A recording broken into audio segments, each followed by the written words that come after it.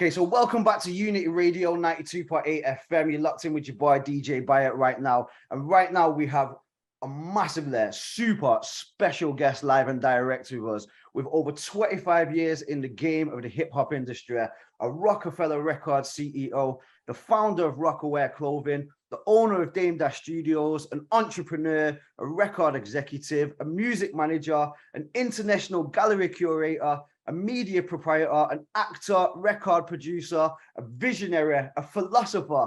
We've got the legendary Dame Dash in the house. How are you doing, my Donny? I'm good. That was a great introduction. I appreciate that. Well, I swear the introduction was easy to write for you, brother, because you've done so much over the course of your history of your kind of career that one of the most difficult things about prepping for this interview was what to include. There was so much to include and so much to go through that I had to omit as much information, because to get through everything that you've done in your long history, I think the interview would probably take about a week, longer, to run through, even longer to run through everything you've done, man. The passion that you have for the game and the knowledge that you have for the game, I think is second to none. 100% is second to none. You've sold millions of units worldwide. Your hits that you have released, era defining, the music that you've put out is so defining of the hip hop culture that it is a genuine pleasure to speak to you this morning, Dash. Thank you. You know, I got an album out right now with Cameron and A-Track. Yeah, the funny shit is it's kind of an old album. We made it years ago, but it just came out. So this is what I feel sometimes with artists, even if they've made music a little while ago, the general public won't have heard it. So to us, it's still new. To us, it's still fresh. Let me tell you, I got so much old new music that never came out from legends just because I don't feel like dealing with the politics of actually monetizing, which is why I'd be like, I'm not a businessman. In the moment I get so inspired, when I'm with my friends and we try to capture that energy and it's pure. But then sometimes when it turns into a business, it takes all the creativeness out of it and the fun. And I end up just putting them up. Be like, yeah, I'll put it out when anyone's ready. So this is one of those instances where it was like, and I'm talking about, I got albums with Most Def, J Electronica, the Black Keys that just never came out. I got singles with Sean Price and, all type of, so many things. And I'd be like, damn, it's like, I like to make timeless shit. So when it does come out, it's appreciated and it's not an urgency to exploit it. That way it could just marinate. You know what I mean? Yeah. So doing things for creativity and because of art, I find that the money is longer, not quicker. You know what I mean? Yeah, I fully hear that. You have that longevity then with kind of the art that you created. And I feel for me, one thing that you've kind of said in previous interviews is that you respect the art first and then second comes the business afterwards. Yeah. And I feel like a lot of time that's the default, but that's just what I choose. I feel like it's such an important kind of a mindset to get into, because for me with the hip hop culture, especially over here in the UK, it's always people get into to making music or producing films or creating NFTs, first of all, for the love of it, for the passion of what they want to do. And if we can continue that kind of element of respecting the art first and then the business element comes second, I think that's where you're going to inspire the most creative kind of aspects from each person that you're working with. And I think it's such a great mentality to have, man. Well, thank you. That's why I chose to actually become an artist and independent. I consider myself a starving artist now because every dollar that gets generated goes back into an idea that we have or something that we need to create. And we don't like anybody telling us how or when. But the number one thing is usually an artist is coming from, first generation where, they're in that 99% where they're trying to break a social class. They're in survival mode. So initially, you want to use your art to break a social class. I mean, that's just instinctual because you want to breathe. When you're broke, you feel like you're underwater. So you'll do anything to get that oxygen. So I do understand how sometimes, because initially for me, it was money first because I needed to get out the hood.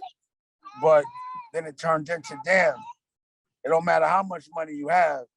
If you don't have independence, you're not free. But you sometimes have to make that money first to know that it really don't matter. You know what I'm saying?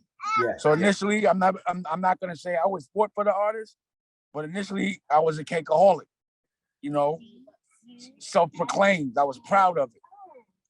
And then it became embarrassing. You understand what I'm saying? Like you have an art, but you have a desire to make money. Look, it says Dame. Oh shit, that's me. Oh, Dame there. Oh, dope. I just went past the Dame. I thought it was a sign. It says Dame. Yeah, that was an ad. I was like, oh shit, it says Dame right there. It was anyway. That really did say Dame. That's crazy. But you know, like I said, it's one and the same. It's just like an athlete. If you ask a basketball player before they make it, do they love basketball? Yeah. But initially they said, I got to buy my mother a house because I'm in the projects. So the mentality becomes combined, which is why an artist will get exploited because they don't realize that someone's taking advantage of the fact that they're in a position of survival. You know what I'm saying? You don't know that till after you're not in a position of survival. You know, you learn a lot when you can pay the bills and you're not in survival mode. Yeah.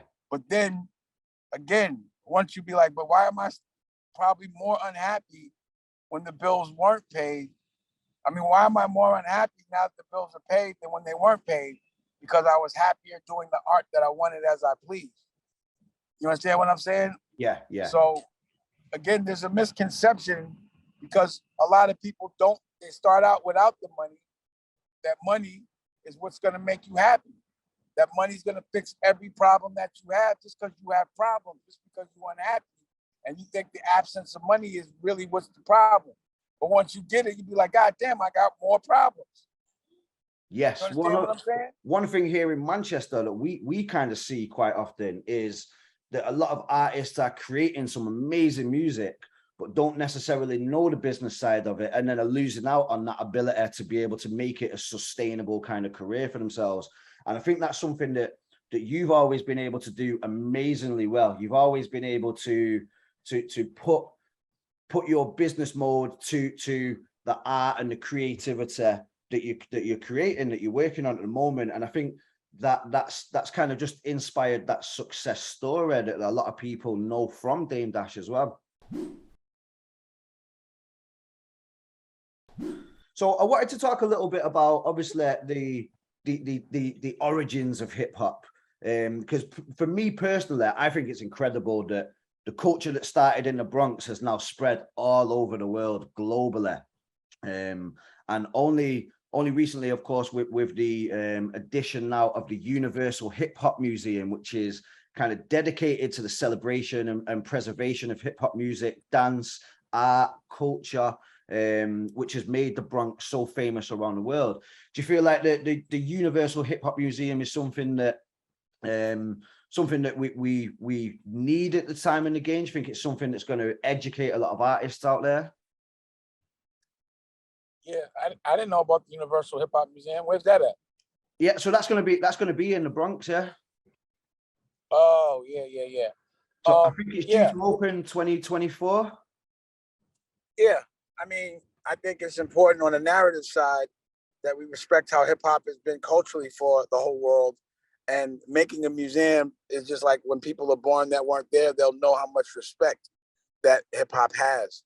You know, they just got to make sure whoever's running that and whatever, you know, as long as it's legit, because a lot of times people take the truth and manipulate it so that when people in the future get here, they have the wrong truth about what really happened. But I think it's important that while we here, we see that museum happen so it can be done right. Yeah. You know what I'm saying?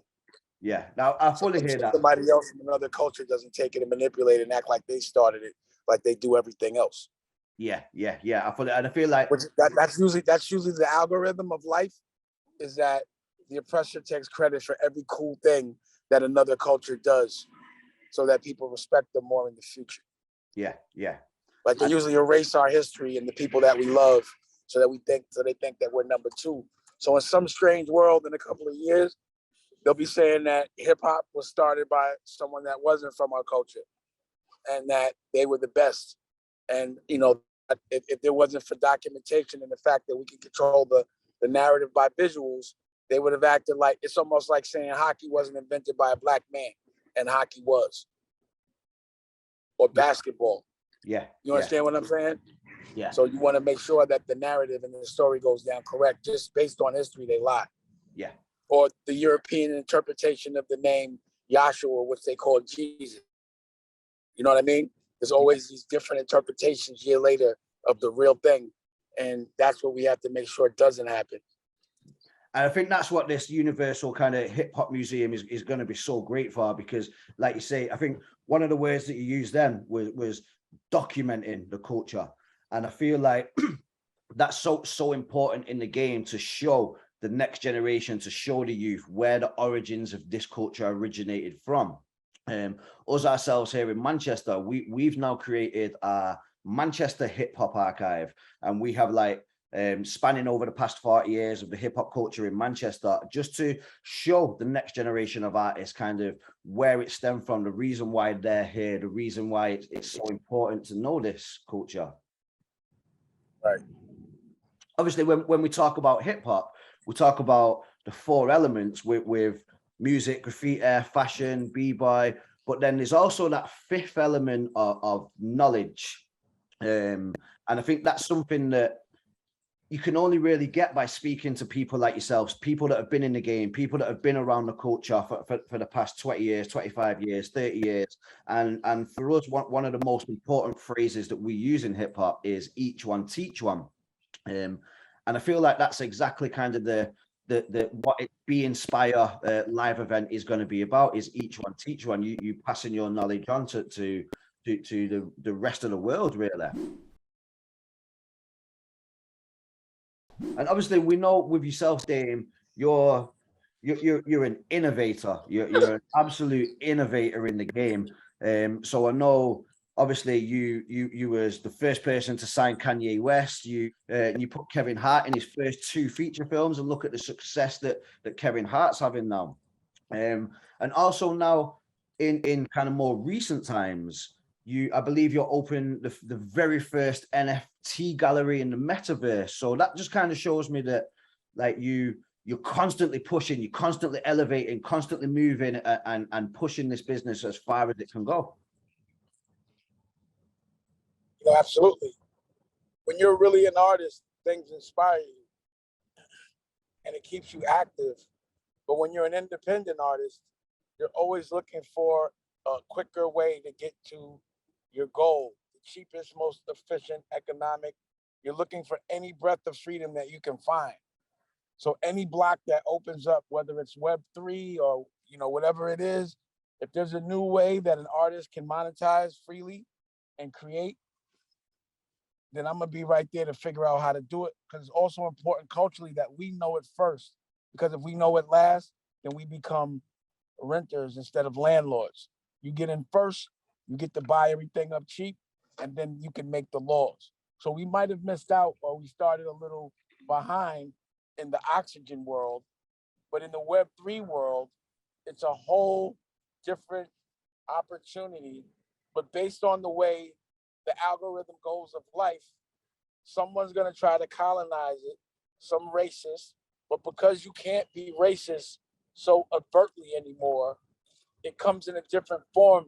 It comes sneaky, like trolling, like, making the biggest piece of art in the NFT and metaverse world a static of a monkey, which can be triggering to our culture and make us not even want to look at it. Yeah. And even the language in which it's explained is so complicated that unless you have a college degree or you're really outgoing and like speaking and talking to people, which is contradicting what usually an artist is, you will not want to do this, which will give room for a middleman that probably is not creative to come in and exploit the fact that you don't know. And again, it'll be the same exact situation that happened in the real world with creatives, and we can't let that happen again. And the only way to not is to make sure, like you said, when you're young, when you're an artist, you just don't know the game. You haven't known the business. You're young until you actually do the business and get robbed. I'd rather be able to explain the business. So if anyone's going to do the robbing, it will be us. But I suspect that we will be fair because we are truly artists. Yeah, 100%. Once hedge funds start controlling it, which they are, and once things become so much of a write-off, tax write-off, and once people are buying things not because of how creative they are, but how much money they can make, then art doesn't matter. It just becomes symbolism, period. Yeah. And so the symbolism right now of the NFT space is a fucking gorilla. Yeah. So to me, that's just trick trolling, trickism, and trick trying to control the narrative. The term radio has a completely different term, because before radio was something you turned on in your car, in your house, and you listened to it. It was an auditory experience. Radio is no longer that. Radio has so many verticals and different ways to monetize and showcase music. It's no longer just the audio thing. It's an audio thing. It's a visual thing. It's an art thing. It's a metaverse thing. It's now become a different thing. Yeah. So again, whoever understands the new term of radio, and because back in the day, there wasn't any streaming. Radio had no competition other than television. So radio has had to adjust. Yeah. So radio needs to explain what the new radio is as well, like you're saying, but they got to understand it. Don't think it's the old game. It's the new game. It's the difference between vinyl and digital or CDs. Yeah. Everything evolves and every business changes. And people sometimes are stubborn and they miss the boat. But the smarter we get, the better we're supposed to become. And the longer we have experience, the longer we're on this planet, every single day there's a lesson to learn. So there should be some sort of evolution in every single thing, no matter what. Yeah. It should be expected, and you should look for it. Like, yo, whatever was going on 5 years ago, I highly doubt it's going on at the same level 5 years later. Either it's gone or it's bigger. Yeah. Pause. You understand what I'm saying? 100%. But we got to look out for that. But a lot of times you like, yo, I discovered the internet, and you think that's what, now you late.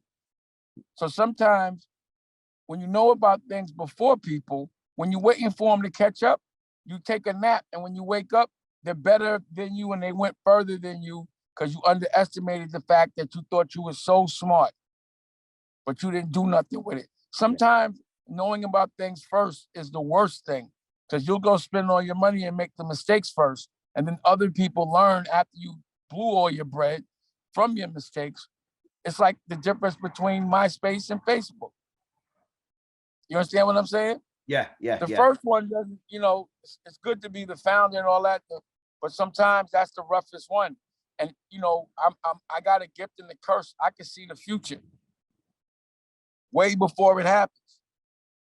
It's just logic. I just do the math. Yeah. But it takes years sometimes for people to catch up. I sometimes get ridiculed for my forward thinking, and then years later I get praised for it because they knew I was dead right. Just to wait for people to catch up. You know how funny it is or common it is for people to say the dumbest shit so confidently that it sounds right and people listen to it? Should be hilarious to me. Like, yo, the only thing that sounded right was your tone. But everything else was the dumbest shit I ever heard. I fully do that. You know how often I see people say the dumbest shit so confidently? Yeah. And it'd be like, yo, you walking into a wall. Like you were walking Titanic and everything around you is an iceberg. Yeah.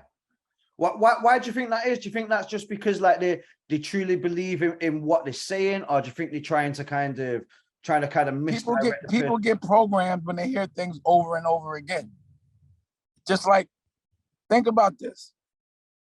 Back in the slave days, if you heard master, you would probably get scared, right? Oh shit, master, it's an offensive word. Or if you said somebody owned you, you'd be like, that's slavery. We've been programmed to think that being signed, right, is a stat to give your master to somebody else so that they can become your master. You see, when you give someone your master, they become your master. When you keep your masters, you are the master. Yeah. But because of the programming, we actually think it's a stat, or we used to give somebody our freedom, to give someone our culture so that our culture can buy it from them. I got to buy my shit back from someone that's not from it and be happy about it. Yeah. Oh, I just got signed. I'm signed to another man. He has my master, so now he's my master. See, that sounds crazy to me, but to other people, that's a stat. They coming home celebrating. Yeah, yeah, yeah. So I guess my point is, if you hear things often enough, wrong sounds right. Right sounds wrong. We're programmed to think we're winning when we're losing so we can be controlled. The only way to keep a slave is for a slave not to know he's a slave. Yeah, I fully hear that. And I feel like you say, right now, especially with the record industry and the music kind of industry right here in the UK, a lot of people are aiming for that. I want to be signed. I want to be signed to a label. I want someone to give me a studio so I can go and make my content. But then obviously you're not owning your own content then. And I think that's one thing about yourself that's been so amazing over your whole history, your span of history, is the fact that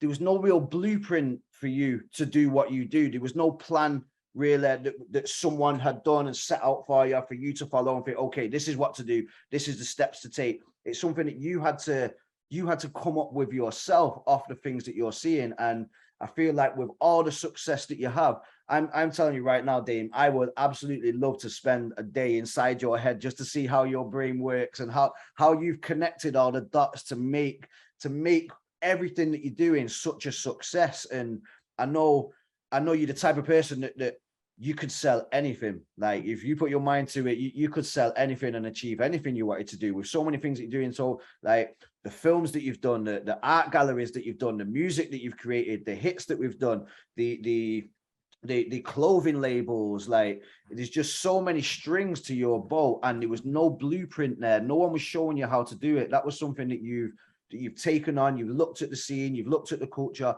and you figured out how to make all these elements a success, man. I'm more power to you for that. I appreciate that. Thank you. So a lot of people don't notice that, so that's great. Thank you. Yeah. And I got to get into seeing who was popping out here and hang out with some artists. Yeah, I see you with I got to kick it with Gets. Yeah, spent time with Gets and DWE. Yeah, that was dope. And then Nicolette, who's out here with me, who you made a record with yesterday? Nadia Rose? Yeah. Yeah, she made a record with Nadia Rose yesterday. That's Nicolette. I love that. I love that collaboration as well. For me, like right now, I'm so proud of the UK music scene at the moment. I do feel like we're kind of birthing a lot of artists that are about the culture and about owning their own kind of slice as well of what they're creating at the moment. Well, this is what happened, right? Like I forgot who interviewed me yesterday and was like, American artists don't like the accents on British artists on music. And I'm like, who the hell told you that? That's crazy. We love it, to the extent that the first thing Nicolette wanted to do, she's like, damn, this shit sounds fly. We need to find somebody to pop off with, Paul. Yeah. We want to collab. We want to make sure, because I'm like, if you saying that, I don't want people to think that. No creative thinks that a British accent sounds bad over beats. That shit sounds fly. Yeah. To the extent you got people like J. Cole going into having an act, they're starting to emulate the British rap. And that man can rap. Yes. Yes. Feel me? So our thing is, we're going to show America what's happening in London if nobody knows, but the kids know. I'm like, it's a big opportunity for London and the UK, because American kids, especially my own, are like, this one, that one. Like they know the artists, some of them, the younger kids. And I never saw that happen before. Yeah. So We got to get ahead of that. So what I was explaining and what I was saying is my advice. Everyone from the UK, take a trip to America. You know, but our intention is, if y'all won't come to America, we'll come here. You feel me? And then we'll bring you with us if we have to. Gee, love Because that. they always kind of cover up the gems. And I think London in hip hop is a gem that America has to really respect, because they're on to hip hop thing. Y'all were part of creating hip hop. Yeah. So every time I put out a record, from the very beginning, Jay-Z's first record, we would always go to London, and London always was right on par as it relates to hip hop and having a respect for it, maybe even a little more of a respect. So I believe that the UK culture would help hip hop in America. Yeah. But I also believe that the one thing that the world has not seen is just us sticking together. So why can't hip hop America stick together with hip hop UK? Yeah. Why can't we bring why I believe hip hop can do something that regular people have never done. We never stick together. People, countries, everyone's at war. The only thing that would make us come together is if we fought another planet. Yeah. You know what I'm saying? This is the exact same thing. The exact same thing. I say, if you've got two people from two different areas and they have trouble, the only time that they will kind of come together is when somebody from another city then comes, and then somebody from another country, and then two people from the city will come together. The only time the world will be at peace is when we see the aliens, and then we can say we're all earthlings together. I feel like the crazy thing is, the only time people want peace is when there's really war. Then they want peace. But until then, they want war. And we need to do peace first. Yes. War creates peace, but we got to just have peace create peace. Yeah. Let's not have to feel so much pain. And to do that, we just have to support each other. So my purpose of coming to London is, number one, definitely to tell everyone what I'm doing and to get up on it, just in case they don't know. There's always room on my block if your work is good. But number two, whoever's like-minded, who really, it's not a black or white thing. It's about your soul and your heart. It's not the color of your skin. I wholeheartedly believe this. I don't hold anybody accountable for something their grandparents or great-grandparents did. It's just not fair. I'm not going to jail for something that somebody did. It's time for us to stop thinking about division, but to start practicing unity. Yes. Period. And America, hip hop is one global country. It's one continent.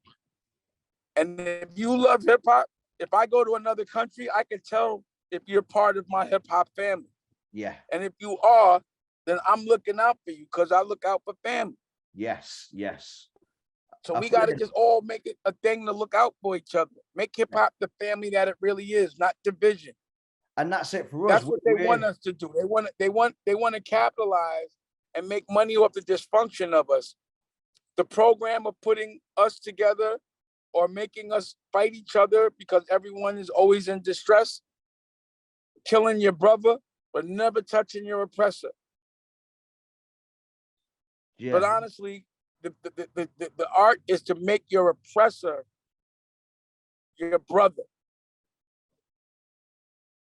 Because that means they now consider you an equal and you consider them an equal. Yeah. But, that's an art I don't know that I'll live to see.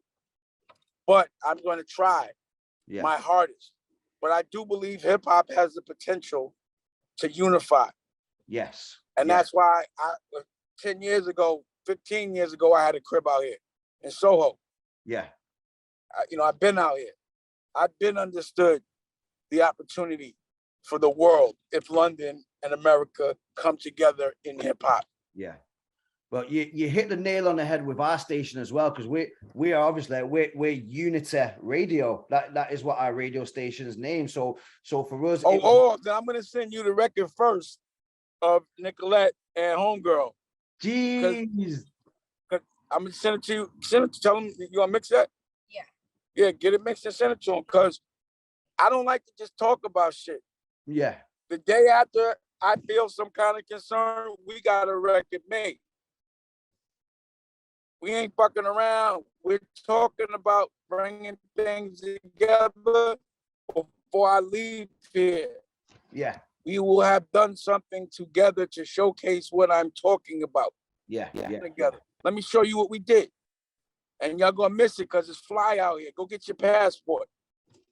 No, I appreciate that on behalf of the UK and the culture here, man. We appreciate people with such a big status like yourself coming through and showing us that love and recognition here in the UK. When we first started kind of creating our own hip hop culture, or our own grime culture, trap drill culture of the music, what we call it now, right in the early days, you could hear a lot of heavy American influence without all the music that was creating. Some UK rappers were even rapping in an American accent. But I feel like right now at this moment in time, we've got. But you understand what I'm telling you? Wait. In this moment in time, American rappers are rapping with a UK accent. Yes. J. Cole did that. Yes. This is what I'm trying to explain to you. That wasn't happening before. Yeah. I feel like it's done like a 180 turn now. We've managed to create our own kind of sound, our own culture, and something that was maybe birthed from inspiration from the Bronx hip hop culture and the music that you've created. But because of the amount of time that's passed now, and we've been able to have so many talented artists, producers, DJs, creatives from Manchester, from London, from Birmingham, from all of the cities in the UK, for the past 20 years now, we've been building and creating our own sound. I feel like now we're at the point where we're inspired by what you guys did in the Bronx, and we've now adopted and managed to create our own kind of sound, our own culture that doesn't feel like it's copycat culture anymore. It feels like it's right. Elements of what you guys were going through and what you guys were doing, but it's now got our own kind of sound, our own spin to it, our own vibe. Exactly.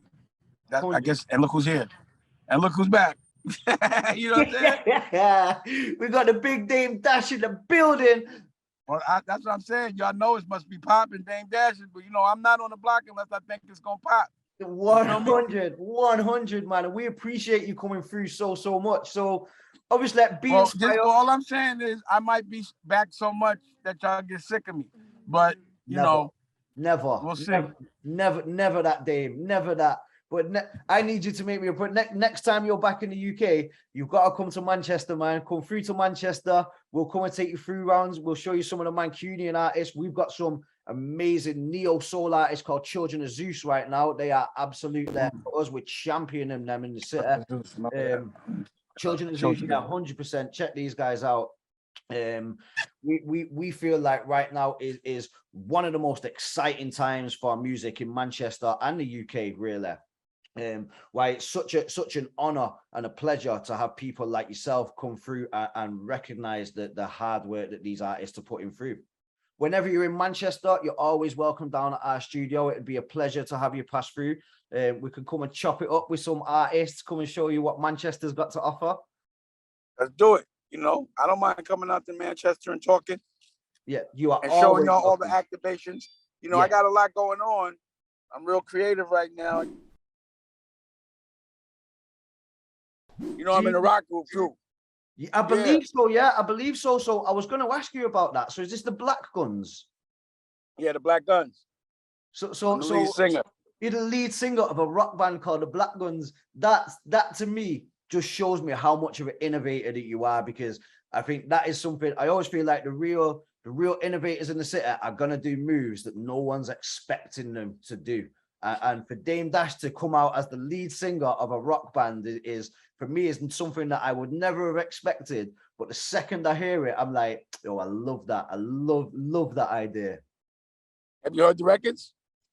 For the Black Guns, no, I'm not really a massive rock fan. But what I'm going to do, I'm going to listen. If you're a Dame fan, listen to Dame doing rock. I'm going to listen. It's called Therapy by the Black Guns. You go get it right now, and there's videos and all that. But you know, I just want people to be curious, like, what the fuck you singing? Even if you want to laugh, just get it. But I doubt you're gonna laugh. Yeah, you might be like, damn, now I like rock and roll, because that's a lot of hip hop, so much hip hop and rock and roll. Yeah. It's all about a drum beat, bro. You know what I mean? And how hard you can hit that drum, pause, and bass, and the guitar, and playing it all together. Live instrumentation is, to me, the essence of music. Yeah. Yeah. You know what I mean? And if you can combine both, that's when you know, rap, rock, it's all the same. Yes. It just becomes good music. You feel me?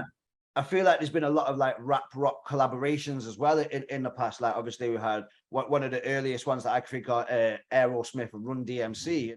Yeah, check that project. But my point is, I've been doing rock and roll. Yeah, I've been bringing all different cultures together and making music and doing it independently, which is the art within itself. Yeah, not for money. That's why that record. Think about it. I got Jim Jones and Mos Def on a song with the Black Keys. I didn't push that. It was something I was like, people will discover. Just like this Cameron record with 8-Track. Yeah. You wasn't there. You don't see me running around pushing that. We just throwing them out because our intention isn't for it to just make money. The intention is for it to just marinate and stick around forever. We like to make classic music. Yeah. Fuck singles. Yes, yes. I fully hear that. I fully hear that. That's who you're like, once this is over, I've got my homework to do now. We got to listen to the Black Guns. We got to listen to the full projects. We got the Cameron and 8-Track. We've got your friend's track there coming through. Oh, I feel like it's going to be an exciting time, man, to hear all the stuff that you're coming with right now. Yeah, to hear, see, clothing lines, you know, it's the evolution of us. So can I ask, like, what's next for Dame Dash? What ideas running around your head right now? Well, I have a zombie movie I'm about to shoot called Deadweight. Paid in Full Part 2, Honor Up Part 2. Those are my next 3 movies I'm shooting. The next 3 movies that are coming out. This movie Therapy. This movie In Love for a Living, which you're gonna love that. And and we got Stone and The Prince of Detroit Part 2. I'm about to shoot 4 more days of that. You know, it's just the continuation of these assets and these franchises that we started. Yeah. You know, but if I tell you what's next, it's again, just like I'm telling you, I put out 4 or 5 things at the same time. You know, and again, it's almost insanity because number one, I'm independent, period. But number 2, I have one staff that does all these different things with me. One crew. It has to be, you know, it's like 5 people that have the strength of 50. You know what I mean? Yeah. And we just continue to create every day.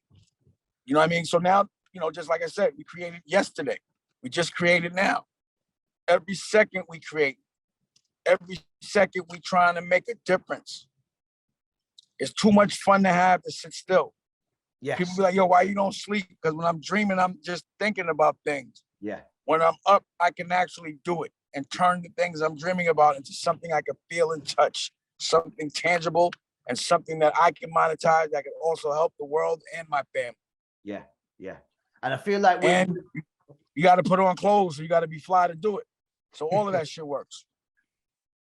I fully hear that. And I feel like for you, like with that mentality, I feel like it's the process of going through the motions with these new ideas where, for me personally, I would draw a lot of inspiration from. It may not necessarily be the end products that's created, but the process of working through the new ideas and going through that, it's just going to draw so much inspiration from other places as well and give you more ideas to move on to. I feel like it's such a good mentality to have, man. Exactly. You got it. That's exactly what happens. Every single day, something comes together that I wasn't expecting that inspires me. When I wake up in the morning, I know there's something new to do. I just don't know exactly what it's going to be, but I know it's going to be fly. Yeah, yeah, yeah. And you'll find what it is by doing the process and going through the motions of your creative. It's the kind of thing that, you know, like if you have all fly clothes in your closet, you know, all you got to do is walk in your closet, even with the lights off, and start pulling. And whatever you come out with, no matter what, it's gonna be fly. Yes, yes, love that, love that. That's what life's like for me. You know what I'm saying? Life Love to that. me is like a big closet with nothing but fresh clothes. Yes. And no matter what I pull, the outfit's gonna be crazy. Yes, no matter what mixture of elements you throw in together, you know that the end product's going to be something special because look crazy. The elements are in the right place, in the right order, with the right theme, the right vibe. So it's just about you it's almost like mixing it together to create that final product with all these amazing elements to create something even more special at the end of it. I fully hear that. Oh, and one thing I'm super excited about, which I feel like we kind of passed over a little bit. Paid in Full too. Oh yeah, yeah. Paid. That's gonna be a doozy, and it's nothing that's gonna happen like overnight because there's an art to this, and the stories are very, very clear and very, very interesting and very realistic. I don't want to give too much away, but it's about to be, it's going to be impactful. A lot of people haven't seen Honor Up out here. I gotta release that out here officially. Honor Up, yeah. I was looking through the list of films that you kind of curated and put together as well last night, and that was one that I seen that again I've not seen Honor Up myself. That's something I'm gonna have to search for and look out. I've got my homework to do now after this interview. Yeah, I'm gonna do a screening of that out here. I just decided that it's about that time. Gee, big shout. Yes, Dave. Yes, Dave. Well, where we are set in Unity Radio, we have a private cinema in our building. So if you wanted to do a screening in Manchester, you're always welcome to come down to us. I appreciate it 100%. I just did with Nicolette, I just did a short film that I directed. It's like My Streets Is Watching / the L Word. You know what I mean? Yeah. So it's dope and cheeky, but I would love to show my movies there. So you let me know. I'll talk to Nikki, whatever, and I'll show every movie I got, every activation I have. I'll be through.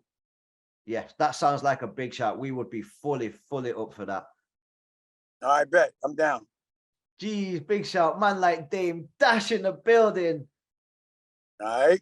Yo, it's been an absolute honor, a pleasure speaking to you this morning, bro. And I just want to say, like, I wish you nothing but success in every project, in every element, in every person that you're working with. And for me personally, having people like yourself in the game that are so open and so visionary, I feel like the hip hop culture is going nowhere quick with people like yourself around. It's just going to go from strength to strength to strength. And that's because of people like yourself, the knowledge you're putting out, the connections you're building, the love that you're showing to other countries, other cities, other people, and the respect that you have for the art. And Dame, long may it continue, brother. Long may it continue. Thank you, bro. Appreciate y'all.